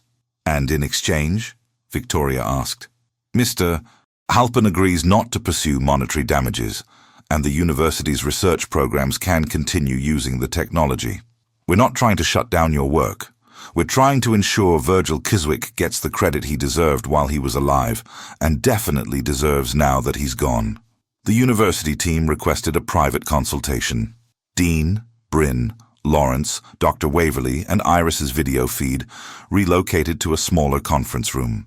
They waited in tense silence, drinking bad coffee from a communal pot, watching snow begin to fall outside the windows. "Do you think they'll agree?" Bryn asked. "They have to," Iris said from the screen. "The alternative is a protracted legal battle they'll probably lose, with guaranteed negative publicity throughout. Settling is their best option." Dr. Waverly spoke quietly. Bernard Ashton built his late career on Virgil's work. If the university acknowledges the theft, it tarnishes everything Bernard accomplished, calls into question the integrity of the entire research program. That's what they're really weighing. Is protecting Bernard's legacy worth the cost of fighting us? An hour passed, then another. Dean watched snow accumulate on the parking lot, coating cars in white, erasing the boundaries between things. He thought about Virgil working alone in that workshop for 30 years, believing no one would ever recognize his contributions, dying with that belief intact. Finally, the university team called them back. Victoria's expression was carefully controlled. "We're prepared to accept most of your terms, with some modifications to language. We'd like to work through the specific wording together." Relief washed through Dean, but he kept his face neutral. They weren't done yet. The negotiation continued for 3 more hours, every word scrutinized, every phrase debated. But the fundamental agreement held. Virgil would be acknowledged as the original inventor. The scholarship would be established. Dean's prototype was protected. As evening approached and the final language was being drafted, Dean excused himself and stepped outside. Snow fell steadily now, silent and cleansing. He pulled out his phone and looked at the photograph he'd saved. Virgil standing beside his device, that slight smile suggesting secrets and satisfaction. "We did it," Dean whispered to the image. "Your name will be remembered. Your work will be credited. You didn't fail, Virgil. You succeeded." The final settlement documents were signed at 7:30 that evening. Dean's hand trembled slightly as he wrote his name, the weight of what they'd accomplished settling over him like the snow outside. Bryn signed as witness, then Lawrence, then Dr. Waverly. The university representatives added their signatures with expressions that mixed relief and resignation. Victoria Ashford stood and extended her hand to Dean. "Mr. Halpin, the university recognizes that this situation should have been handled differently years ago. We hope this agreement honors Mr. Kzwick's memory appropriately." Dean shook her hand, noting the careful phrasing. Still not quite an apology, still protecting institutional pride. But the document said what mattered. Virgil's name would be restored. That was enough. The drive home felt surreal. Bryn navigated the snowy roads carefully, while Dean sat in the passenger seat, exhausted and oddly empty. He'd expected to feel triumphant, but instead felt only a quiet satisfaction mixed with lingering sadness that Virgil hadn't lived to see this day. "You okay, Dad?" Bryn asked. "Just tired, and thinking about how Virgil should be here. He is, in a way. Everything you did was for him. He's present in that." They stopped for dinner at a small diner halfway home. Over coffee and sandwiches neither of them was particularly hungry for, they talked about what came next. The university would issue a public statement within a week. A formal ceremony to dedicate the Virgil Kzwick Memorial Energy Innovation Laboratory would be scheduled for the following month. The scholarship fund would accept its first applications by spring. "What about you?" Bryn asked. "What do you want to do now?" Dean considered the question. 6 months ago, his life had been empty except for job searches and loneliness. Now he had the farm, the workshop, Virgil's legacy to steward, and a relationship with his daughter that felt real again. "I want to keep the workshop open," he said. "Make it a place where people can see what Virgil built, understand his story. Maybe offer it as a learning space for students interested in independent invention." "That's beautiful, Dad. You could call it the Kzwick Innovation Center." "Maybe, but smaller, more personal." Virgil wasn't about big institutions and fancy names. He was about doing the work, solving problems, helping people. They arrived home near midnight. The farmhouse lights were on. Dean had left them burning, powered by Virgil's device. The sight made him smile. Virgil's invention was literally keeping the lights on. doing exactly what he'd designed it to do. Inside, Dean made tea while Bryn built a fire in the living room fireplace. They sat together in comfortable silence, watching flames dance, feeling the day's tension slowly release. "I'm proud of you," Bryn said. "Not just for winning, for caring enough to fight, for seeing value in someone everyone else dismissed, for refusing to let his story end in obscurity. I'm proud of you too, for taking time off work to be here, for helping me through this, for being willing to step away from your life to support mine." "It's not stepping away," Bryn said quietly. "I think I'm stepping towards something. I've been so focused on career success that I forgot what success actually means. This, being here, helping with something that matters, reconnecting with you, this feels more important than any promotion I might have gotten." They talked late into the night, years of distance gradually closing. Bryn admitted she'd been drowning in work that felt meaningless, chasing accomplishments that left her empty. Dean confessed how invisible he'd felt after losing his job, how winning the farm had seemed like cosmic mockery until he found Virgil's work and discovered purpose again. "Maybe we both needed this," Bryn said. "You needed to find meaning. I needed to remember what meaning feels like. Virgil gave us both that gift." The next morning, Dean woke to find Bryn already up, making breakfast. The smell of coffee and bacon filled the kitchen, domestic and comforting. They ate together at the table, where Dean had first read Virgil's journal, where he'd studied blueprints night after night, where the whole journey had really begun. Lawrence called mid-morning with news. "The university's press release is going out this afternoon. I've reviewed the final version. It's everything we agreed to. Virgil's name is prominent. The acknowledgement is clear. And they've announced the scholarship with full details. It's done, Dean. You won." After the call, Dean walked out to the workshop. Inside, the device sat silent on its stand, waiting. He powered it on, watched the familiar sequence of startup, heard the hum that had become like a heartbeat to him. The gauges climbed to their steady operating ranges. Everything worked perfectly, just as Virgil had designed it to. Dean pulled out the journal and opened to a blank page near the end. He'd been adding his own entries, documenting the completion of the device, the discovery of the theft, the fight for recognition. Now he wrote the final entry, February 14th. "Today, we won. The university has acknowledged Virgil Kzwick as the original inventor.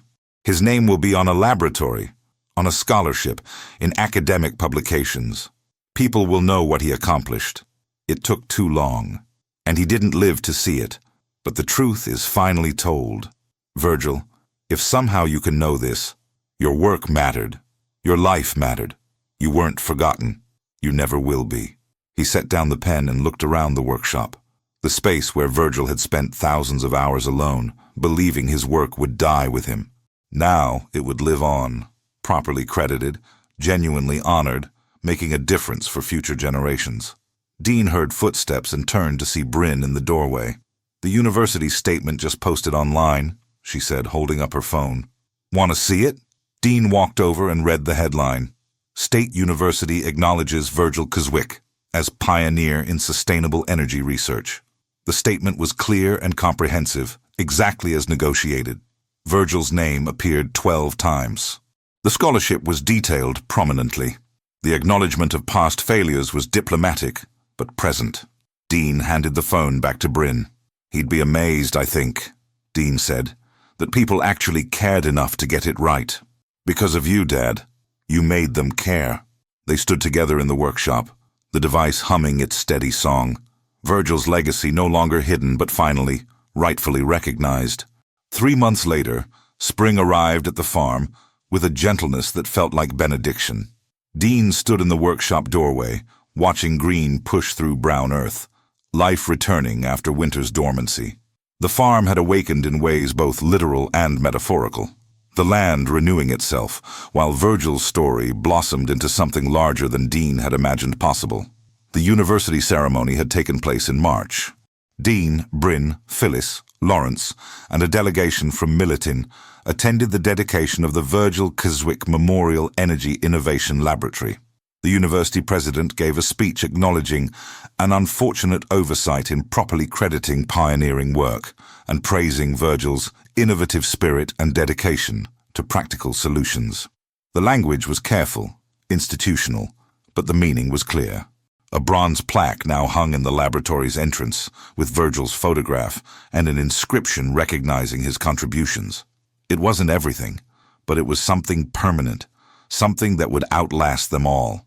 The scholarship had been awarded to its first recipient, a 19-year-old woman named Maya Blackstone from a farming community 2 counties over.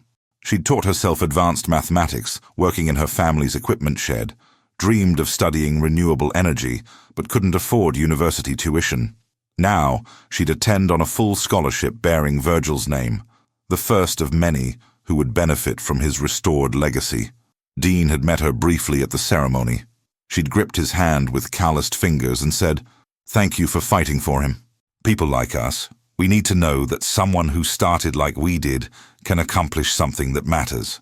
Her words had stayed with Dean, echoing Virgil's own hopes expressed in journals written decades ago.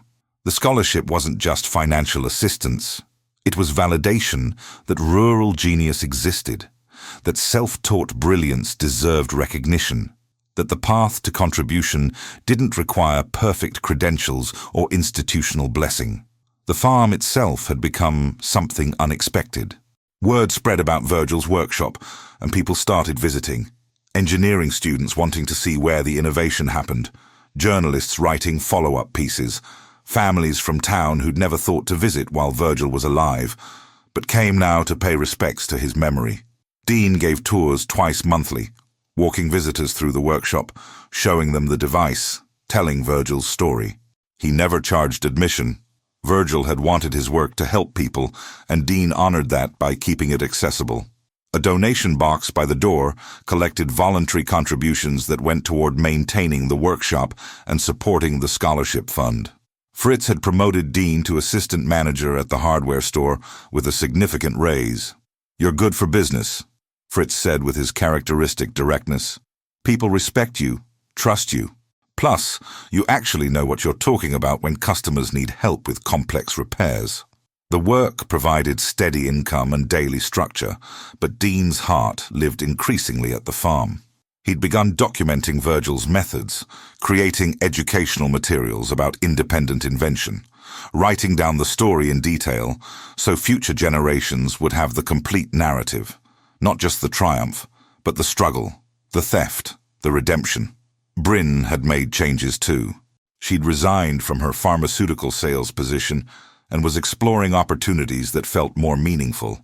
She'd been spending most weekends at the farm, helping Dean develop the educational programming, thinking about how to expand Virgil's legacy beyond just the workshop and scholarship. "I've been thinking about starting a foundation," she said one evening as they sat on the porch, watching sunset paint the fields gold. "Something that supports rural innovators, provides resources and protection, so what happened to Virgil doesn't happen to others. We could use the licensing fees from manufacturers who want to produce Virgil's device." Several companies had expressed interest in commercial production. Lawrence was negotiating agreements that ensured affordable pricing for rural communities and funding for the foundation Bryn envisioned. Virgil's invention would finally reach the people he'd designed it to help, while generating resources to support others following similar paths. Dean looked at his daughter, seeing determination that reminded him of her mother. Virgil would love that. Using his work to protect other people's work. That's exactly right. They'd grown close again, father and daughter finding their way back to each other through shared purpose. The distance that had seemed insurmountable 6 months ago had closed through honest conversation, mutual respect, and the bond created by fighting together for something that mattered.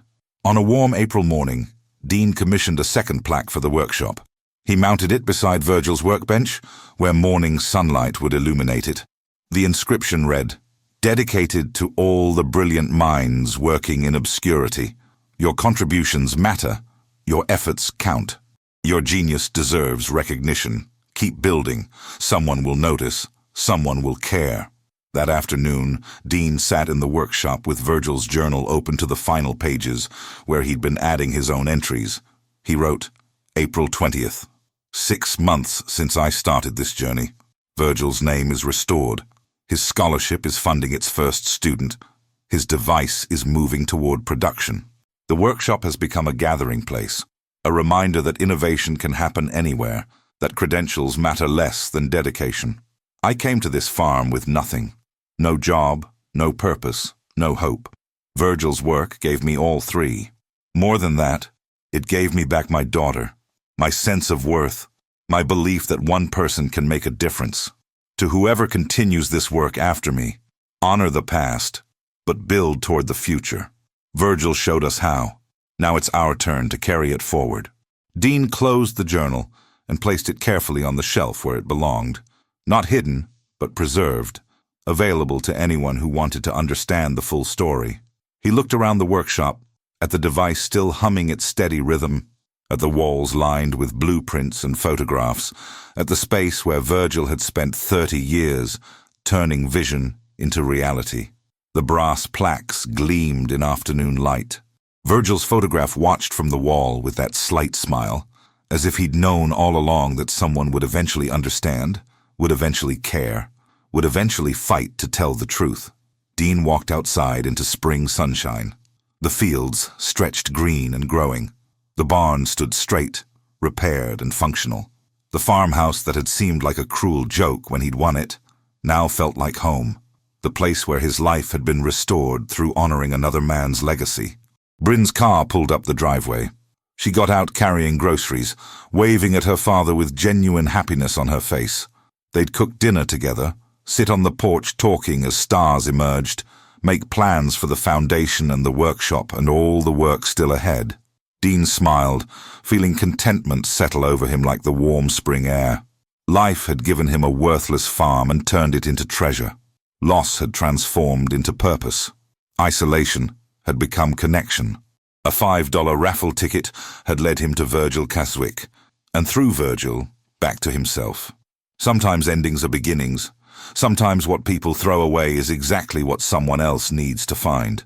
Sometimes justice arrives late, but arrives nonetheless. And sometimes, if you're very fortunate, you get the chance to honor a stranger's life and discover your own purpose in the process. 6 months after the settlement, Dean received an invitation to speak at the State University's annual engineering symposium. The irony wasn't lost on him. The institution that had stolen Virgil's work was now asking Dean to share the story of reclaiming it. He almost declined, but Bryn convinced him otherwise. This is your chance to talk directly to the next generation, she said, to tell them what really matters. That innovation doesn't require institutional approval. That doing the right thing sometimes means fighting powerful people. That one person with conviction can change the narrative. Dean stood at the podium in a lecture hall, filled with 300 students and faculty. Dr. Waverley sat in the front row, her presence a silent testimony to the truth they were finally telling. Lawrence attended, proud as any attorney watching justice vindicated. Bryn sat beside him, ready to provide moral support if her father's voice wavered. Dean had prepared notes but set them aside. This story didn't need a script. My name is Dean Halpin, he began. 6 months ago, I was unemployed, alone, and convinced my life was over.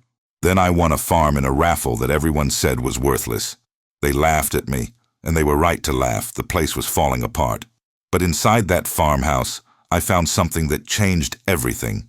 He told them about Virgil, about the journal and the workshop and the device built over 30 years of solitary dedication, about the brilliance dismissed because it came from a man without credentials, about the theft perpetrated by the very institution they were sitting in.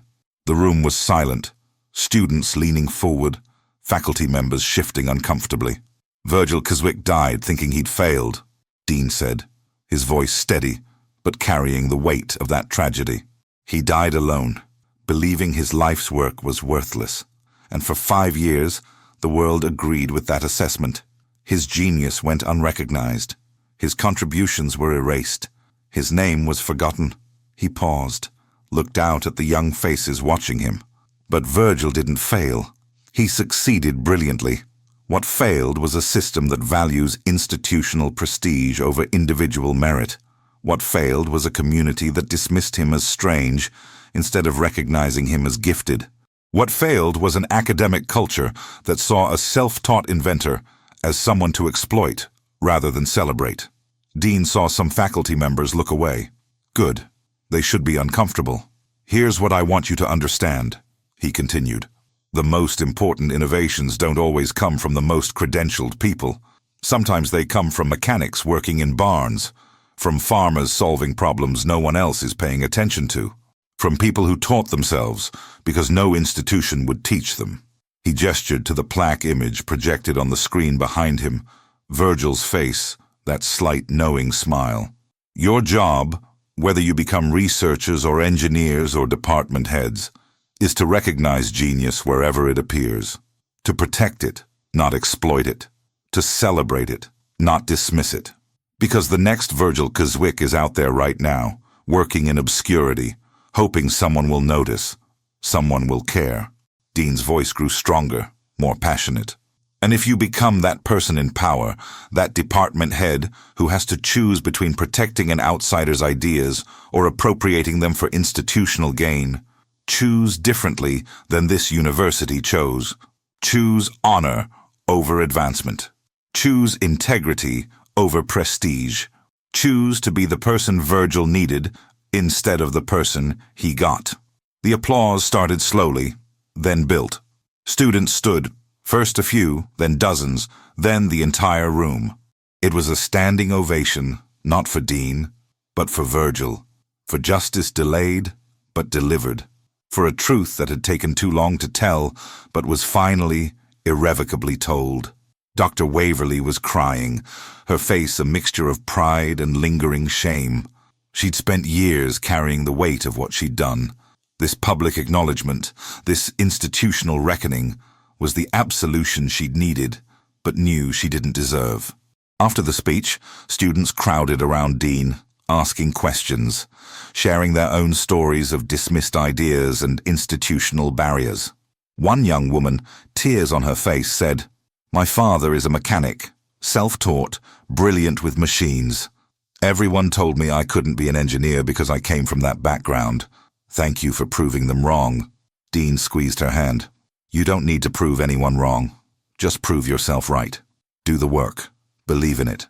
And if they try to take it from you, fight like hell." That evening, Dean and Bryn drove to a small cemetery on the edge of Milliton. They'd learned from county records where Virgil was buried, a simple grave with a small, weathered headstone that read only, "Virgil Kzwick, 1953-2019. Dean had commissioned a new stone, larger and more fitting. The stonemason had delivered it that morning. It now stood beside the old marker, polished granite, gleaming in the late sun. Virgil Kzwick, 1953-2019. Inventor, visionary, genius. He built something that mattered. Dean and Bryn stood before the grave in silence. Dean held a folder containing copies of the settlement documents, the scholarship announcement, articles about the laboratory dedication.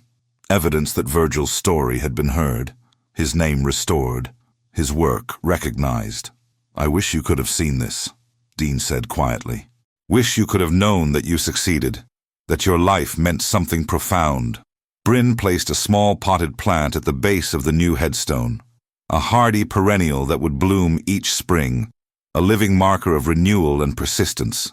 They stood there as the sun dropped toward the horizon, two people bound by their effort to honor a third they'd never met, but had come to love through his words, his work, his unwavering dedication to a dream no one else believed in.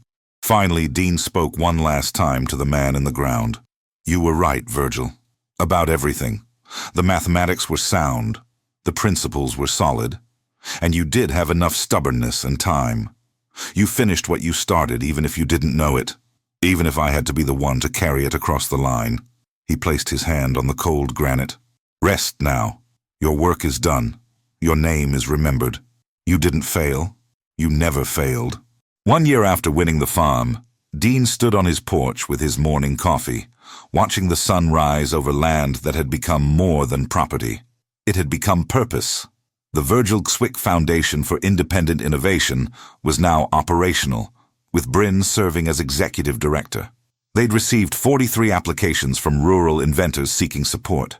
People working in garages and barns and basements, building solutions to problems no one else was addressing. The foundation would provide legal protection, patent assistance, and a network of advocates to ensure their ideas stayed theirs. The workshop hosted student groups every month, young engineers learning Virgil's story, seeing his device, understanding that innovation had no prerequisites beyond curiosity, dedication, and belief. Maya Blackstone, the scholarship recipient, had visited twice. She'd sat in the workshop for hours, reading Virgil's journals, studying his methods. "He thinks like I do," she'd said with wonder. "Like problems are just puzzles waiting to be solved." Dean had smiled. "Then you're in good company." The licensing agreements had been finalized. 3 manufacturers would begin producing Virgil's energy converter for rural markets, with prices subsidized for low-income communities. The royalties would fund the foundation in perpetuity. Virgil's dream of helping people access affordable power was finally, actually happening.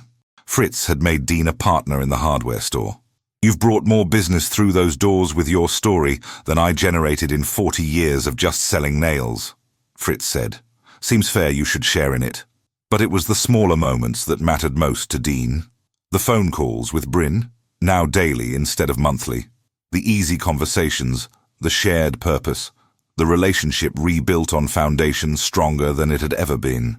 The neighbors who stopped by the farm to share coffee and stories, no longer seeing Dean as the odd man who'd won a worthless property, but as the guardian of something important. The letters he received from people across the country who'd heard Virgil's story and were inspired to finish their own abandoned projects, to honor their own dismissed dreams, to fight for recognition they deserved. One letter came from a woman in Oregon whose father had died believing his invention was worthless.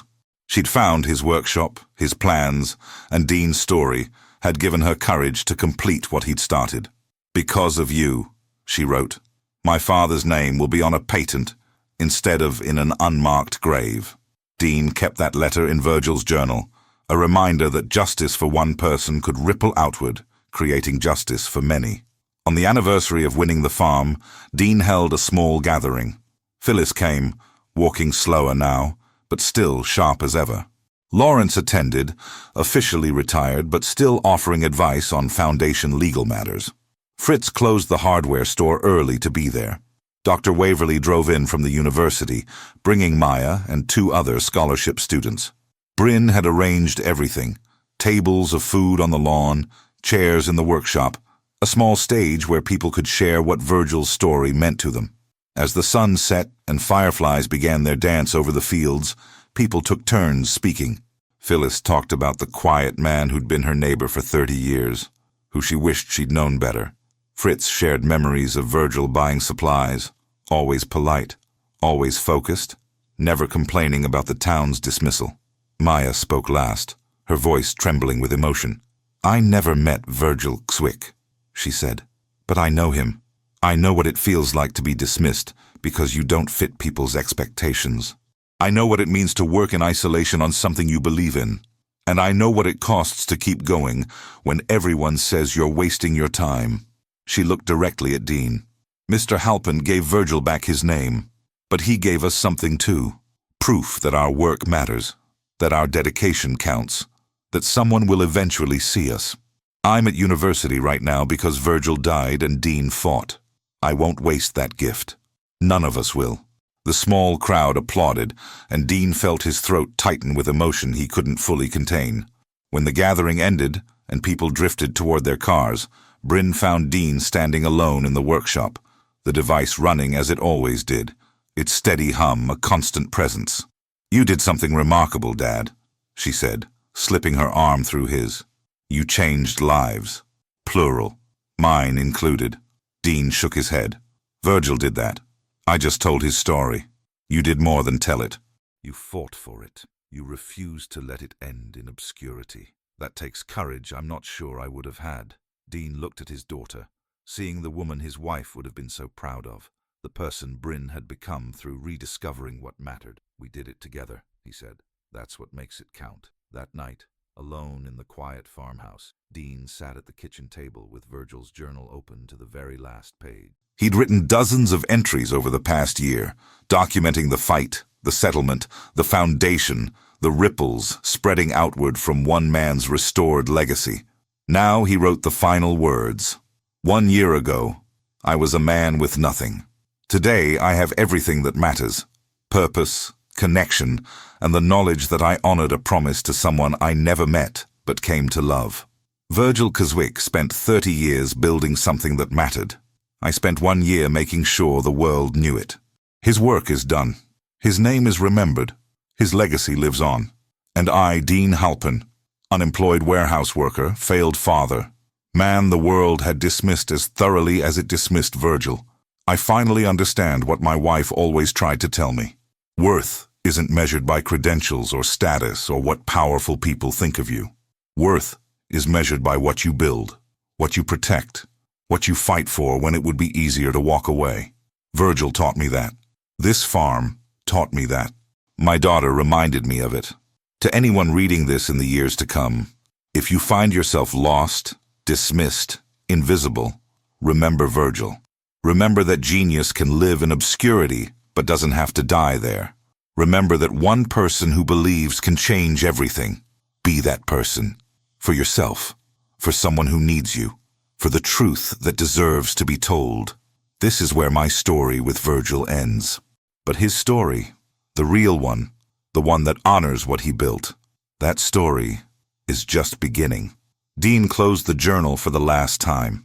He placed it on the shelf in the workshop where it would remain, available to anyone who wanted to understand how a $5 raffle ticket, a worthless farm, and a dead man's dream had transformed 2 lives and created ripples that would spread farther than either man could have imagined. He turned off the workshop lights, locked the door, and walked back to the farmhouse under a sky full of stars. Behind him, Virgil's device hummed steadily in the darkness, doing exactly what it was designed to do, generating power, proving principles, vindicating a lifetime of work. Ahead of him, the farmhouse glowed with light, powered by Virgil's invention, a beacon of what was possible when someone refused to let genius die in obscurity. And somewhere between the workshop where the past was honored and the house where the future was being built, Dean Halpin, once invisible, once defeated, once certain his life was over, finally understood the most important lesson of all. Sometimes the things the world throws away are exactly what we need to become whole. Sometimes the people the world dismisses are the ones who change it. And sometimes, if we're very lucky, we get the chance to prove that every life matters, every contribution counts, and every name deserves to be remembered. Dean Halpin had been given that chance, and he hadn't wasted it. The story of Dean and Virgil reminds us that true worth isn't measured by credentials or status, but by dedication, integrity, and the courage to fight for what's right, even when the world says it doesn't matter. It shows us that invisible people can change the world. That dismissed genius deserves recognition. That one person with conviction can demand justice and win it. If this story moved you, we invite you to become part of our community. Subscribe to the channel and let us know you're here. Drop a comment below telling us your name, your age, and where you're watching from. Whether you're in New York or New Delhi, Tokyo or Toronto, Sao Paulo or Sydney, we want to know whose heart this story touched today. Your support through subscribing, liking and sharing allows us to keep telling these stories. Stories of ordinary people doing extraordinary things, of justice delayed but delivered, of legacies restored and lives transformed. And the journey doesn't have to end here. Our newest story is now on the screen, waiting for you.